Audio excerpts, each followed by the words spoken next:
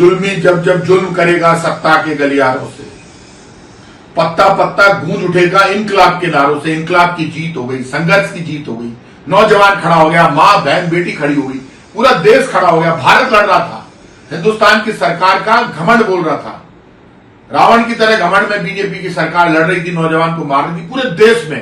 अब आगे आगे पुलिस दौड़ रही थी, बीजेपी के विधायक पिट रहे थे। सोनम वांगचुक जी को बधाई, सोनम वांगचुक ने, इतने बड़े साइंटिस्ट ने कमाल कर दिया। 26 से 27 दिन का अनशन, अगला डटा रहा सच्चाई के लिए।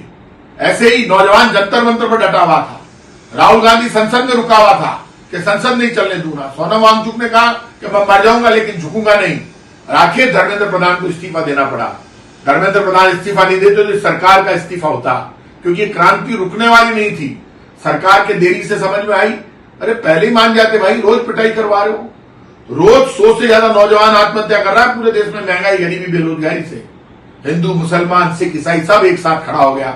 मंदिर, गिरजाघर, गुरुद्वारा, मस्जिद सब किसी को धर्म और जाति के नाम पर बांटकर मोदी जी देश को नहीं डरा सकते। आप सबके समझ में आ गई, हिंदुस्तान का नौजवान तिरंगे को हाथ में लेकर जब जब लड़ेगा तब तब जीतेगा। अभी उल्टी गिनती शुरू हो गई है बीजेपी और मोदी सरकार की। देश जाग गया है, देश जाग गया है, सरकार को झुकना पड़ेगा। महंगाई, गरीबी, बेरोजगारी पर नौजवान का सम्मान करना पड़ेगा, उसके मुद्दों को पूरा करना पड़ेगा, उसकी आत्महत्याएं बंद करनी पड़ेगी।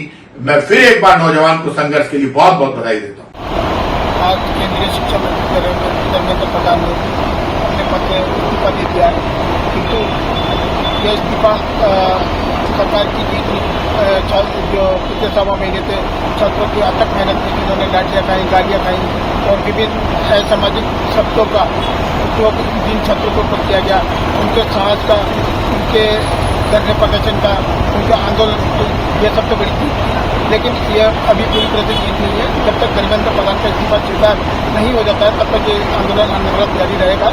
आज जिस प्रकार से राजस्थान के शिक्षा मंत्री भगत गिलावट जी स्टेटमेंट दे रहे थे, वो अपने आप में एक शोचनीय और विचारणीय प्रश्न है कि भाजपा के तमाम नेता जिस प्रकार की तीखा टिप्पणी छात्रों के प्रति रखते हैं, जिस प्रकार के सोच विचार वो छात्रों के प्रति रखते हैं, उससे स्पष्ट होता है कि उनको किसी भी छात्र से किसी भी प्रकार की कोई सहानुभूति नहीं है, किसी भी अभिभावक के प्रति कोई सहानुभूति नहीं है।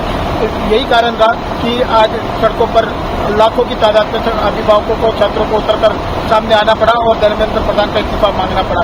तो धर्मेंद्र प्रधान का इस्तीफा केवल एक झांकी है। अगर इसी तरह हठधर्मिता का प्रदर्शन देश भर में चलता रहा, छात्रों के भविष्य से खिलवाड़ होता रहा, तो नरेंद्र मोदी का इस्तीफा अभी बाकी है। आज आखिर वो दिन आ ही गया कि कठोर सरकार, ठीक सरकार, मोदी सरकार के अंदर मंत्री धर्मेंद्र प्रधान जी ने आज इस्तीफा दे दिया है। अभी तो ये अंगड़ाई है, आगे और लड़ाई है। धर्मेंद्र प्रधान जी का जिस ठीक तरीके से इस्तीफा है, तो उनका इस्तीफा स्वीकार होना बाकी है। सरकार के ऊपर बिल्कुल भरोसा नहीं है। जब तक ये इस्तीफा स्वीकार नहीं होगा, मंत्रिमंडल से हट नहीं रहेंगे, जब तक उसको मानेंगे नहीं पार्टी। और जो 3 मांगे और रखी है, जो नीट के एक्सप्रेस जिन्होंने आत्महत्या की है, उनके परिवारों को 1 करोड़ रुपये का मुआवजा, जिन बच्चों के ऊपर केस लगाया है, उन केसों का जब तक निस्तारण न हो जाए, सरकार को केसों को वापस न ले, तब तक ये करना मिलेगा नहीं। और छात्रों की जो मांग है, युवा जेजी जिस तरीके से सामने आई है, जागरूकता का अपना परिचय दिया है, लोकतंत्र की जो जीत हुई है, और जिस तरीके से हमें लगता है कि इस देश में लोकतंत्र बाकी है, और जेनजी ने बता दिया है ये देश लोकतंत्र से चलेगा, संविधान से चलेगा, अपने अधिकारों की सुरक्षा करते हुए, उसकी रक्षा करते हुए जो लोकतांत्रिक व्यवस्था के अंदर उन्होंने जीत हासिल की है, उसके लिए जेनजी को बहुत बहुत। आपके राज्य की खबरें, आपके शहर की खबरें सबसे पहले जानने के लिए देखते रहें अमर उजाला। चैनल को सब्सक्राइब जरूर कर लें और पाएं हर अपडेट।